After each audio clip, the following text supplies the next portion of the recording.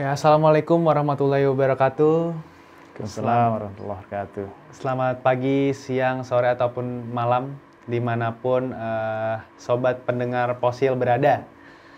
Nah, mungkin sebelumnya perkenalkan dulu, saya Ardan. Saat ini akan memandu podcast Posil ini, podcast Posil ya, tentang yang kita akan membahas fokusnya keilmuan atau dengan topik pembahasan filsafat ilmu. Nah, kemudian juga sebelum lebih jauh lagi kita membahas tentang filsafat ilmu, mungkin teman-teman perlu tahu juga Posil itu apa sih sebenarnya. Nah, kalau secara dari singkatannya, Posil itu adalah podcast podcast olahraga, seni budaya, dan keilmuan. Jadi ini adalah salah satu program kerja Kementerian Minat dan Bakat BMKM UMY periode 2021-2002. Nah, jadi kita akan mungkin lebih memenuhi lah, kita berharap podcast kita ini bisa menuangkan atau menumbuhkan kognitif mahasiswa UMY khususnya gitu, terkait apa sih sebenarnya itu olahraga, seni budaya, dan keilmuan. Nah, teman-teman, kali ini topik pembahasan yang kita akan bahas tentang filsafat ilmu. Tentunya saya nggak bakal sendiri kalau membahas filsafat ilmu gitu. Nah, saat ini kita ditemani atau kita akan dituangkan ilmu-ilmu tentang filsafat ilmu bersama dengan Bapak Muhammad Syifa Amin Widikdo, SAG PhD. Oke, salam semuanya. Selamat siang ya Pak, mungkin siang nih, siang hari. Di sini siang. Pak Syifa, apa kabar nih Pak Syifa? Alhamdulillah, baik selalu Mas Ardan. Alhamdulillah. Makasih nih udah diundang di edisi perdana Posil. Posil. Posil. Iya Pak, jadi ya kita nih pengen ini Pak, mengajak lah teman-teman mahasiswa, apalagi kita sebagai mahasiswa hidup di universitas gitu Pak. Kita kan perlu melakukan, mencari kebenaran-kebenaran baru gitu ya Pak.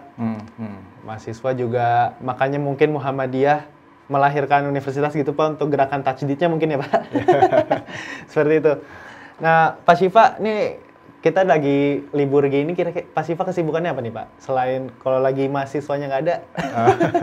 Ini lagi diburu-buru banyak sekali deadline, proposal penelitian, pengabdian, seperti itulah. Siap. Juga menilai, kan kemarin habis UAS ya. lagi menilai hasil ujian gitu-gitu. Ya, semoga nilai mahasiswa juga bagus-bagus ya Pak. Amin, sesuai dengan kapasitas dan kemampuannya. Siap.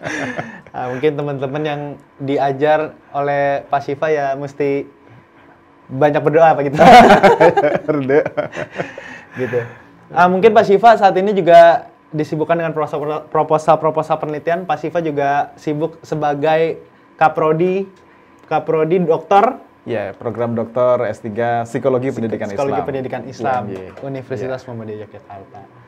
Siap Pak. Oke, semoga Pak Syifa selalu dalam keadaan sehat lah Pak. Amin. Selalu terus. Makasih Mas Ardan. Selalu memiliki semangat untuk mencerdaskan bangsa ini Pak. Amin, sama-sama. Melalui UMY. Sama-sama. Mungkin sebelum membahas lebih lanjut tentang cabang-cabang filsafat itu Pak, filsafat ilmu, mungkin ada ontologi, epistemologi, dan aksiologi. Mungkin kita akan membahas tentang kebenaran dulu gitu ya Pak. Oke. Mungkin menurut Pak Syifa nih, kebenaran itu sebenarnya apa dan seperti apa gitu Pak? Wah, ini dan bagaimana gitu? Pertanyaannya deep banget. Dalam banget gitu. Ini mahasiswa milenial ngomongin soal kebenaran gitu ya. Iya, mau nggak mau kalau kita ngomongin soal kebenaran ya dimensinya banyak gitu ya. Kalau ngomongin soal kebenaran, orang mungkin pertama kali yang terfikirkan itu adalah kebenaran mutlak, kebenaran yang sifatnya, nanti kita ngomongin soal ontologis, kebenaran sebagaimana adanya, sebagaimana aslinya, sebagaimana hakikatnya gitu. Cuma untuk mencapai kebenaran yang hakiki itu,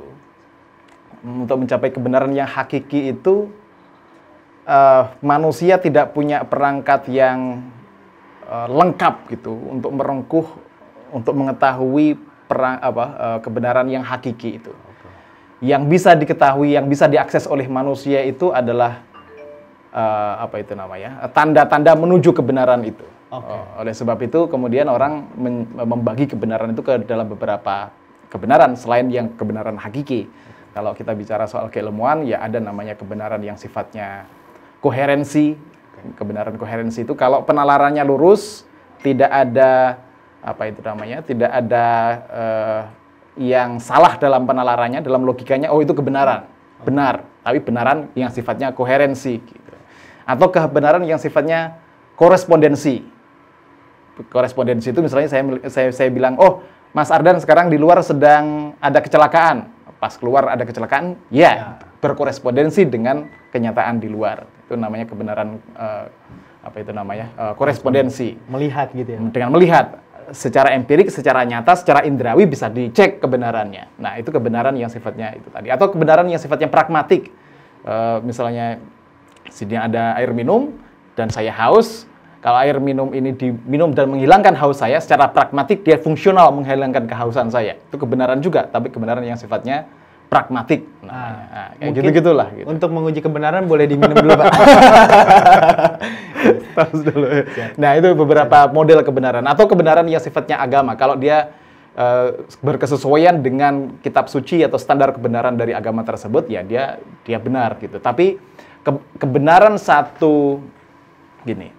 Kalau kita mau mengkritik, misalnya ini tadi ya, air minum ini menghilangkan dahaga atau tidak bisa kita misalnya mengkritiknya itu harus dari sudut pandang ya orang yang punya klaim bahwa ini adalah kebenarannya kebenaran pragmatik, menghilangkan haus gitu. Nggak bisa dengan teori kebenaran yang lain. Kira-kira begitulah. Secara umum. Berarti nggak boleh, karena kalau dari dalam sudut pandang kebenaran pragmatik, dari sudut pandang kebenaran koherensi pasti salah gitu. Iya. Jadi harus dari mengkritisnya harus dari sudut pandang. Betul. Misalnya, oh itu secara penalarannya sudah sangat koheren, secara logis. Tapi selogis-logisnya, tapi katakan, misalnya saya punya argumentasi HP ini bermanfaat sekali, teknologinya canggih, fiturnya macam-macam, oke gitu, make sense.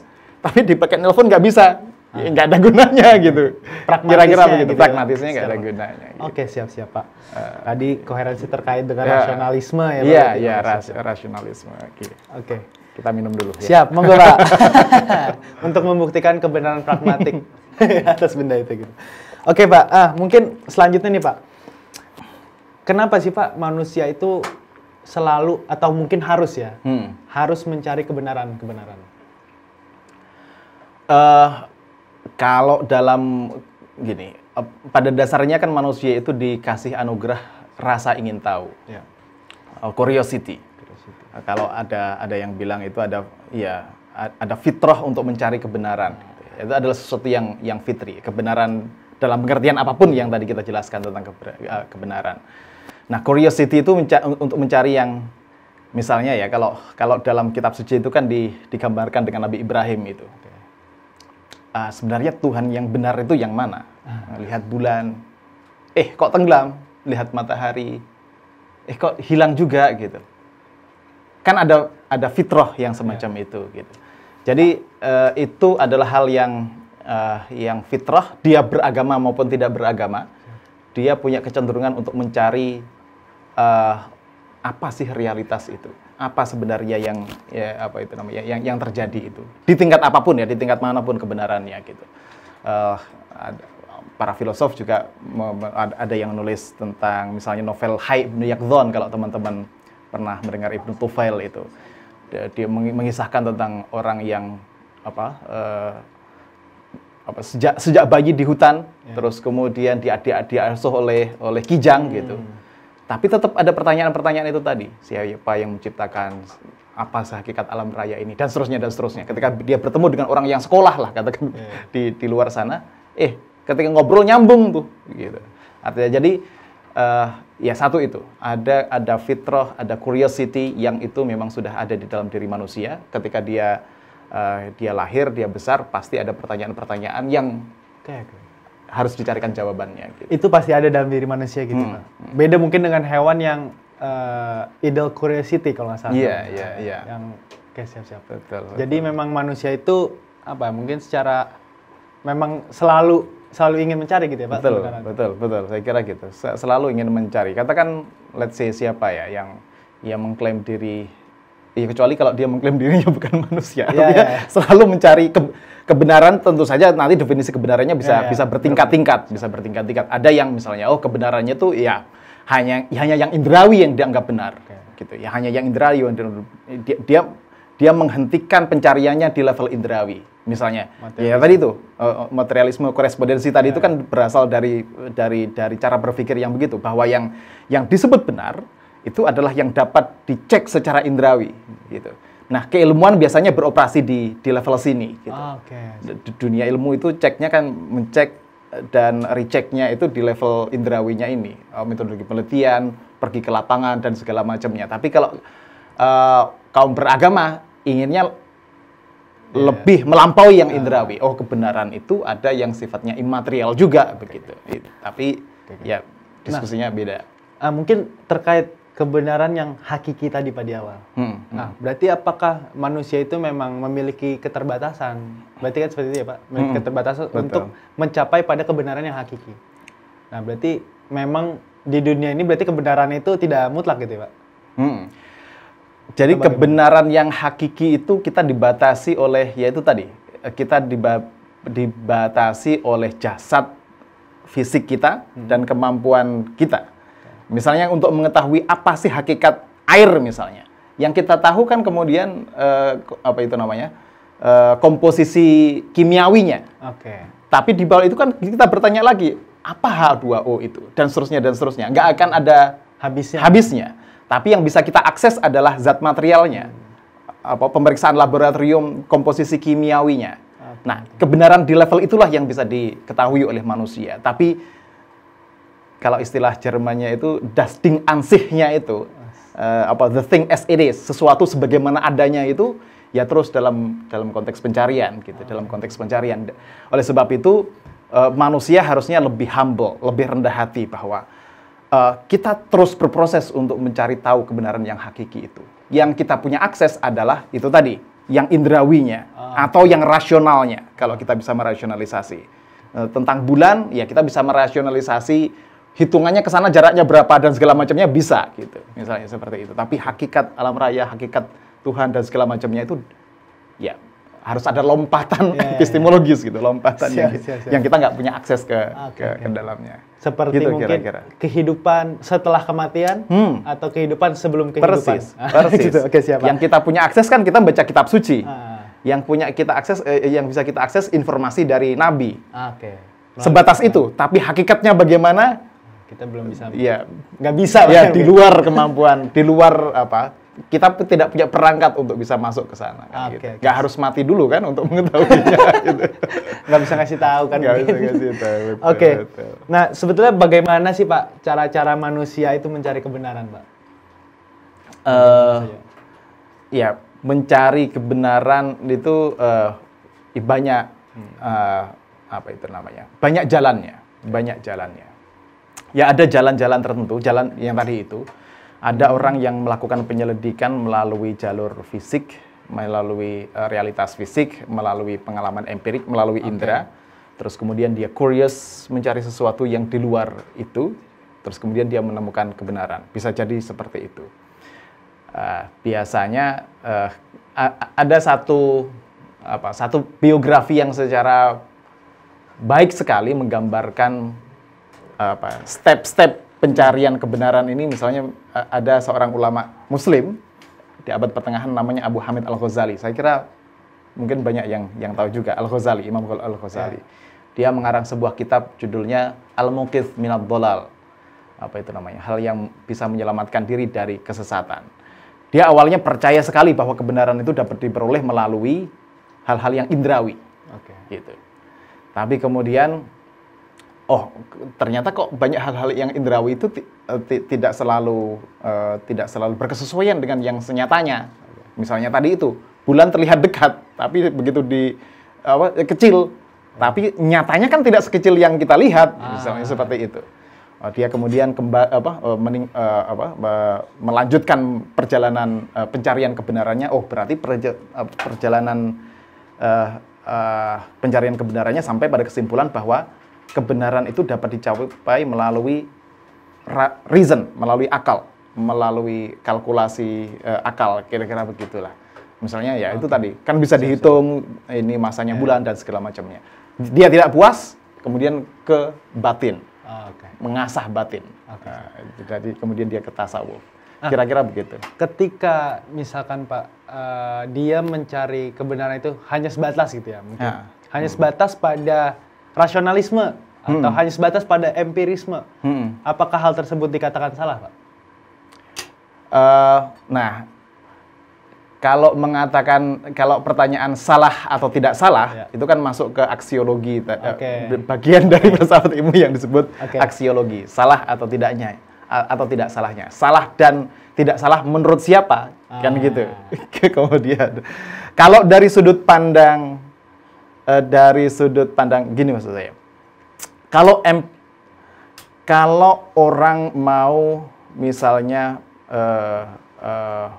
mau memproduksi sebuah podcast, sebuah film yang bagus, yang excellent, ya dia harus menggunakan perangkat yang sangat empirik gitu, kan gitu. Nggak mungkin dengan bantuan dukun atau apa gitu misalnya. Ukurannya adalah gambarnya jelas, bagus, soundnya bagus, bisa didengar, wide shot, shootnya dapet pas momennya. Itu kan empirik gitu, valid gitu ya? Valid, artinya dari sisi itu ya benar gitu. Tapi kalau dari sudut pandang yang lain, kalau misalnya ya keilmuan di situ beroperasinya, eksperimentasinya di situ gitu. Termasuk juga penelitian-penelitian yang sifatnya empirik. Alat ujinya ya harus dengan menggunakan data-data yang empirik. Tidak bisa alat yang non empirik dipakai untuk menilai yang non empirik. Tapi kalau dalam pengertian tadi itu pencarian kebenaran sebagai manusia, ya nggak bisa kita hanya sebatas yang fisik, karena dimensi manusia bukan hanya yang fisik, misalnya seperti itu. Dimensi manusia lebih daripada itu, ada batinnya, ada spiritualnya, ada segala macam yang juga perlu dipenuhi dahaganya, kira-kira begitu. Oke Pak, nah mungkin juga kebenaran itu berarti kan kita sama-sama sepakat bahwa kebenaran itu nggak hanya satu gitu Pak. Nah kira-kira nih untuk kita masih bahas terkait kebenarannya dulu Pak. Kira-kira nih apa sih Pak manfaat, mungkin nilai tambahnya kira-kira terkait tentang kebenaran itu, bahwa kebenaran itu tidak mutlak? Mungkin kira-kira gimana? Oke. Satu, gini, kita menjadi tadi humble, menjadi rendah hati.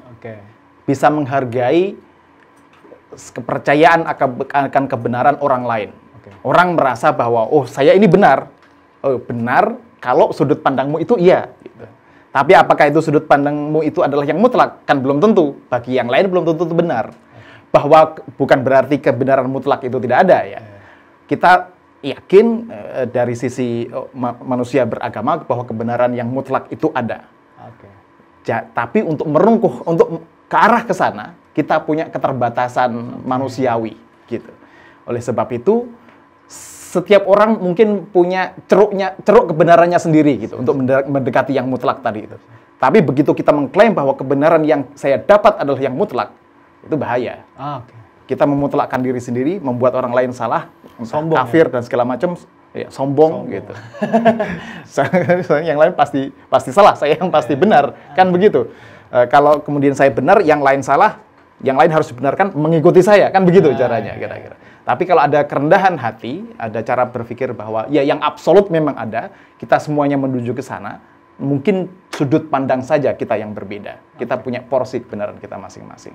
Siap. Kira-kira begitu. Berarti bahwa kebenaran itu pertama tadi tidak mutlak, adanya kebenaran yang secara sudut pandang berbeda-beda juga membuat manusia lebih rendah hati, seperti itu Pak. Nah mungkin kita akan masuk ke cabang-cabang filsafat ilmu. Cuman mungkin kenapa nih Pak, mungkin mahasiswa khususnya gitu, kita harus memahami filsafat ilmu itu sebetulnya gitu Pak. Kenapa itu Pak? Iya. Ya tadi, saya pikir satu, dunia kita sekarang itu kan dunia yang banyak sekali kita dihadapkan pada realitas yang tampak di dunia digital, sosial media dan segala macamnya itu kan bermainnya di level tanda. Kalau orang komunikasi paham itu teori tanda. Di level permukaannya lah begitu. Signifiernya, gitu. Bagian luarnya. Penanda. Penandanya. Tapi lama-lama kan orang kita nggak tahu di balik itu ada apa, petandanya apa, maknanya apa. Nah, dan apa itu namanya? Kalau kita hanya bermain di level yang permukaan, ya hidupnya permukaan dangkal, gitu. Dangkal. Kita nggak mendapatkan makna di situ, gitu. Nggak mendapatkan makna di situ. Nah, filsafat selalu berusaha untuk mempertanyakan apa yang kita tadi itu, apa yang kita anggap benar, kita yang yakini benar, diuji terus itu. Misalnya, yang cantik atau yang indah. Apakah yang cantik dan yang indah itu yang tampil di Instagram tampak cantik dan indah? Misalnya seperti itu. Kita akan bertanya. Ketika ditampilkan before dan after-nya ternyata beda realitasnya. Beda tadi kebenaran realnya berbeda ternyata dengan yang ditampilkan. Orang pengen kelihatan kaya di Facebook, kelihatan kaya di sosial media, realnya dia utang sana sini banyak gitu. Nah, itu kan pertanyaan falsafi yang terus kemudian yang dicari apa? Keindahan yang sebenarnya itu yang semacam apa? Kebahagiaan yang sebenarnya itu semacam apa? Nah, itu kan filsafat mencoba membuat kita menjadi kritis, mempertanyakan diri sendiri. Apa realitas yang terjadi sebenarnya? Kira-kira begitu. Siap. Filsafat membantu kita untuk bisa membongkar lah ya. Membongkar. Siap. Membongkar itu tadi. Mungkin tadi ada cabang-cabang filsafat ya Pak. Ontologi, epistemologi dan aksiologi. Apa itu ontologi Pak? Ini ontologi ya. Ini juga tema yang ngeri-ngeri sedap gitu. Biar sekalian belajar mumpung saya masih lagi skripsi nih Pak. Skripsi. Ya, ontologi itu dalam konteks filsafat ilmu itu kan tadi pertanyaan intinya sih mempertanyakan tentang hakikat. Whatness, mahiyah kalau dalam bahasa Arab itu. Mahiyah, hakikat sesuatu itu apa? The thing as it is-nya apa? Das Ding ansih-nya apa? Jadi pertanyaan tentang itu. Jawaban orang ya beda-beda gitu. Tapi secara umum ada yang berpendapat bahwa hakikat segala sesuatu itu ya satu. Yang satu itu imaterial misalnya. Itu disebut sebagai pandangan yang monisme. Monisme bahwa segala sesuatu itu satu. Enggak, yang lain itu hanya refleksinya saja, hanya cerminannya saja gitu. Ada juga yang mengatakan hakikat segala sesuatu itu banyak. Apa itu namanya? Politeisme dan segala macam yang banyak ini adalah yang hakikat gitu. Ada yang mengatakan dualisme, hanya dua. Misalnya kalangan Zoroastrian itu mengatakan baik buruk selalu berpasangan, itu hakikat dua-duanya. Tapi itu tadi pertanyaan tentang hakikat sesuatu itu apa? Itu pertanyaan yang sifatnya ontologis. Tentang ontologi. Berarti itu Pak, ontologi itu adalah kan mungkin ontologi tentang yang ada gitu ya, pembahasan tentang yang ada gitu.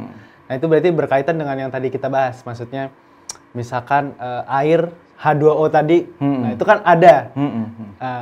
Ada. Yang ketiga ini ada ini ya Pak, apa namanya?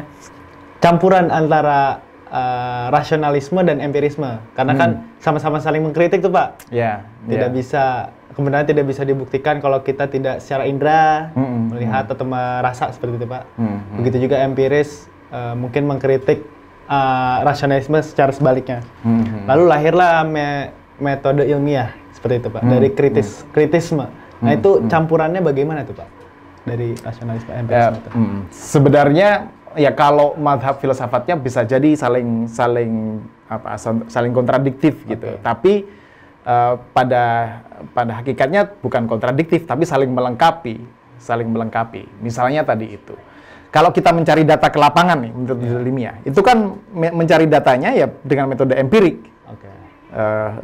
Metode empirik ya, misalnya cari sampel populasi, let's say, pemilih tahun 2024 kira-kira condong kemana nih?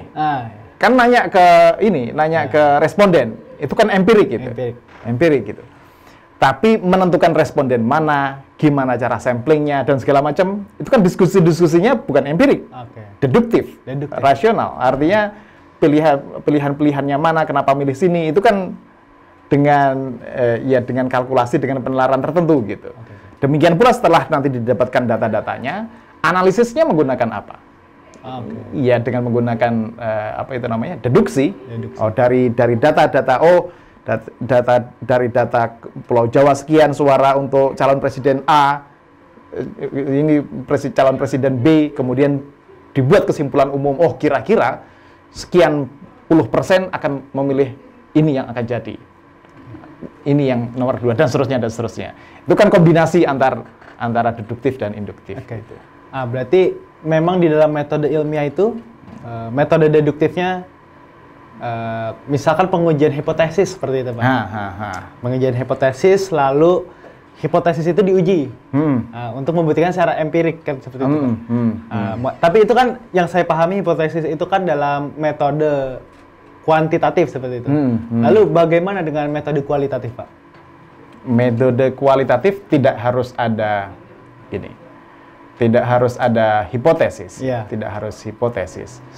Kalau kuantitatif itu kan menguji yang tadi itu, premis yang dianggap benar sementara lah, gitu. Hipotesis itu kan gitu.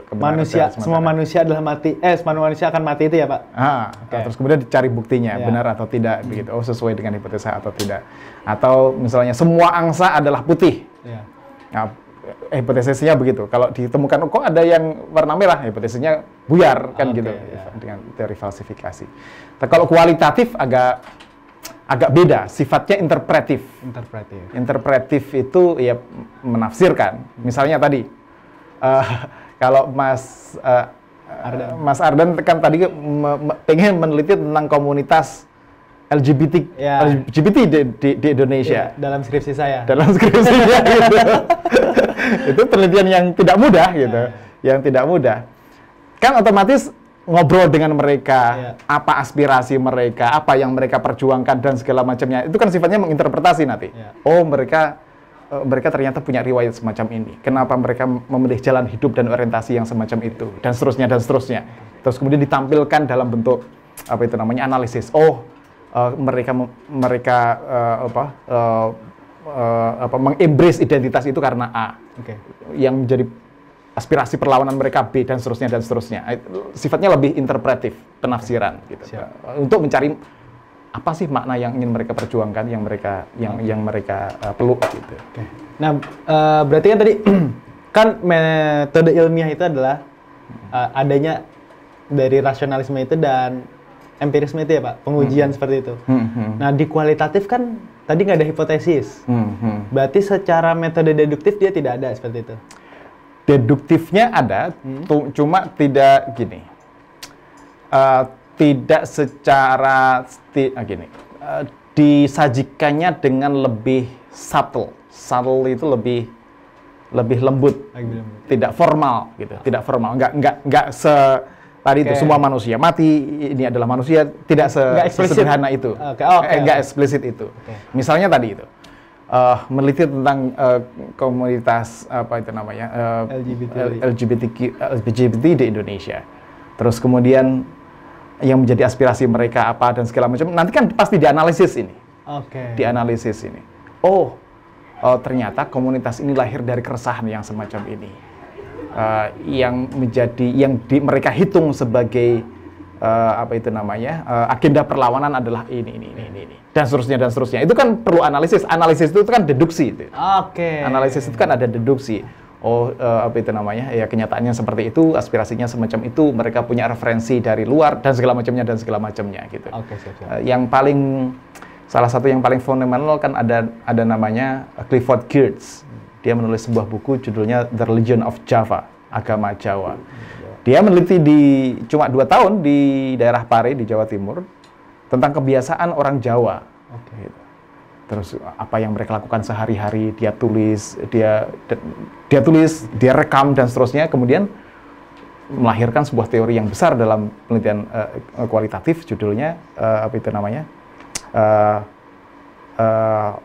interpretive approach pendekatan yang interpretif terhadap budaya. Kira-kira begitulah. Oke, berarti tadi kalau kualitatif itu metode deduktifnya ada di analisisnya itu ya? Di dalam analisis. Karena itu. betul bukan Pak? Metode ilmiah itu harus mencakup rasionalisme dan empirisme itu. Iya, bisa dikatakan seperti itu. Mau nggak mau pasti melibatkan keduanya.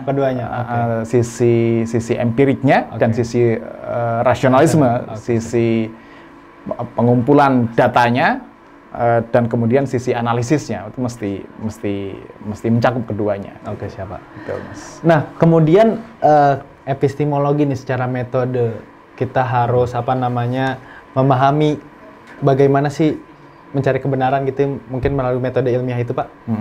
Nah, lalu ada cabang filsafat ilmu selanjutnya itu terkait aksiologi. Nah, itu apa dan bagaimana kaitannya dengan epistemologi itu? Oke. Ya, ini dimensi yang lebih lanjut dari tadi ontologi, epistemologi, dan sekarang aksiologi. Aksiologi itu menjawab pertanyaan. Kalau tadi kan ontologi itu tentang apa, keapaan, whatness, tentang apa hakikat sesuatu.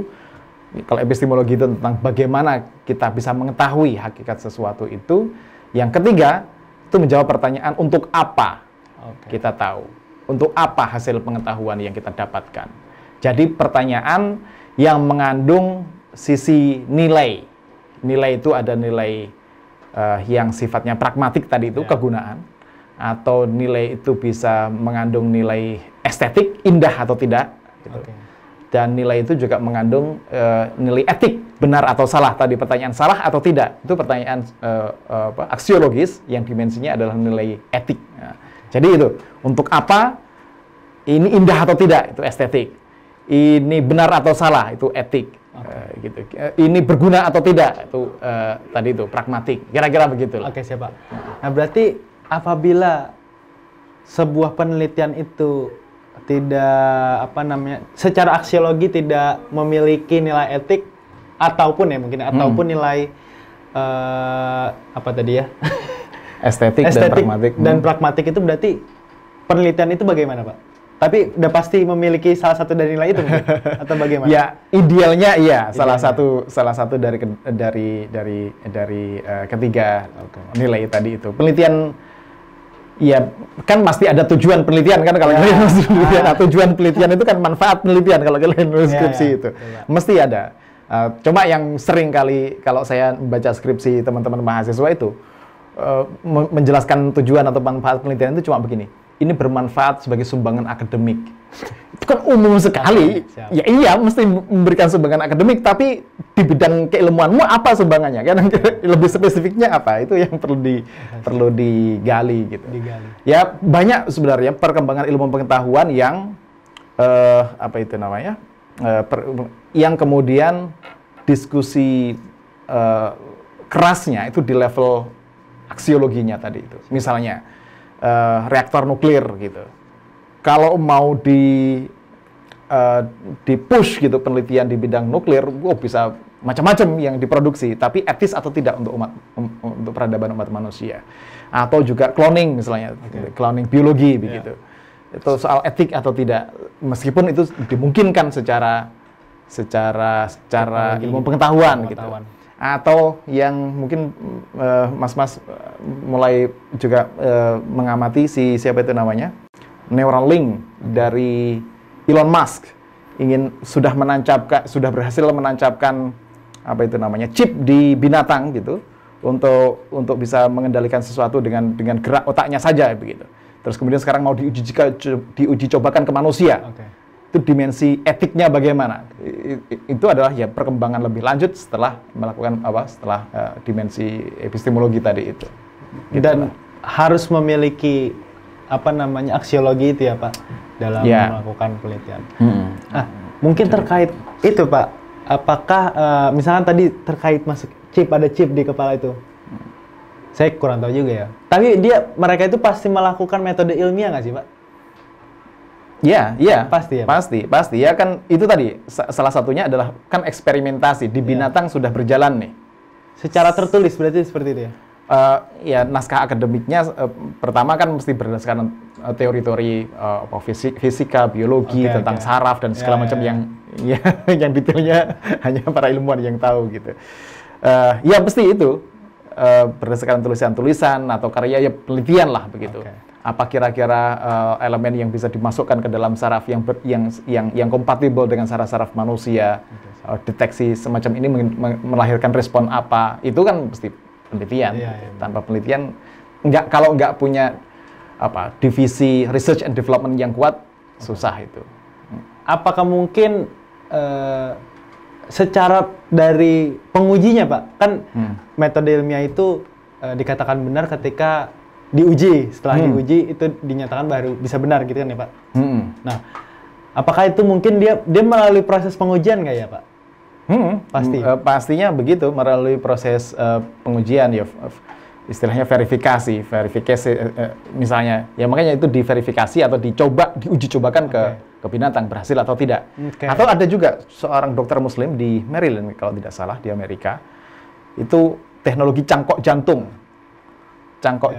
dengan menggunakan jantung babi karena kekurangan donor jantung manusia gitu. Diuji cobakan dan kemudian berhasil. Ya setelah serangkaian kegagalan sebelumnya tentu saja. Nah, pengujiannya di trialnya itu tadi seri pengujian yang kemudian sampai berhasil dicangkokkan itu bukan terus kemudian dicangkokkan lalu berhasil, pasti juga dengan trial and error sebelumnya gitu. Oke, siap Pak. Oke, berarti kalau kita nih melakukan skripsi kan ada dosen penguji. Nah, itu proses pengujiannya di situ, Pak? Itu proses pengujian formalnya di situ. Misalnya skripsi Mas Ardan tentang apa misalnya? Representasi homoseksualitas gitu. Representasi homoseksualitas. Ya, nanti diuji kan. Ini datanya terpercaya atau tidak, cara menganalisisnya koheren atau tidak. Nah, itu di situ di pengujiannya, di pengujian koherensinya bagaimana, sistematikanya bagaimana, mencerminkan realitas. Ini benar-benar terjun ke lapangan misalnya, atau hanya fiksi, jangan-jangan ngarang saja gitu, kan perlu dicek gitu. Berarti itu pengujian formalnya, Pak. Tapi pengujian yang informalnya mungkin gitu, atau sesungguhnya mungkin pada saat kita melakukan penelitian itu. Oke, siap Pak. Oke, mungkin pembahasan kita tadi sampai aksiologi kayak gitu, Pak. Mungkin ya pembahasannya mungkin akan lebih lanjut lagi nanti, kan Pak. Siap. Tapi mungkin sebelum mengakhiri acara ini, Pak, lebih ke kira-kira menurut Bapak gimana nih mahasiswa UMY untuk terus melakukan metode penelitian gitu atau metode ilmiah, bagaimana menurut Bapak? Iya, saya kira ya mahasiswa sekarang di tengah budaya, di tengah mainstream sosial media yang memanjakan indera kita gitu ya, mesti mengarahkan, memandu keingintahuan akan kebenarannya tadi itu melalui tentu saja terus membaca, terus mengkritisi apa yang tampak oleh orang banyak sebagai kebenaran gitu, dan kemudian mengujinya terus-menerus gitu. Dengan tentu saja di situ kan mengaplikasikan istilah Mas Ardan tadi itu metode ilmiahnya. Terus verifikasi, karena lapis kebenaran itu terus berlapis. Yang kita, ya kayak kita waktu SD, bahwa kita dikasih apa gitu bergembira, ternyata itu bukan yang sesungguhnya yang membuat kita gembira, dan seterusnya terus berlapis. Dan jangan berhenti untuk berhenti untuk mencari kebenaran, untuk mencari yang hakiki gitu. Karena proses itu sangat nikmat kalau dijalani. Mungkin itu pesan-pesan untuk mahasiswa juga ya, Pak? Ya, mahasiswa UMY khususnya. Betul. Nah, terima kasih nih Pak Syifa atas waktunya. Sama-sama, Mas Ardan, atas undangannya. Sudah meluangkan waktunya. Mungkin dengan keterbatasan yang ada gitu ya, Pak? No problem. We keep learning. Siap. Ya, semoga mahasiswa-mahasiswa UMY atau Indonesia, harapannya tadi kita sudah ngobrol banyak tentang filsafat ilmu, urgensi kita sebagai mahasiswa untuk terus mencari kebenaran melalui metode ilmiah, metode penelitian itu ya, Pak. Ya, harapannya episode ini memberikan impact yang cukup besar lah, Pak, ke teman-teman mahasiswa khususnya gitu. Dan tentu juga untuk para pendengar Posil, sobat pendengar Posil, tetap terus tunggu episode-episode selanjutnya. Kita akan ada beberapa episode menarik membahas tuntas tentang yaitu terkait olahraga, seni budaya, dan keilmuan.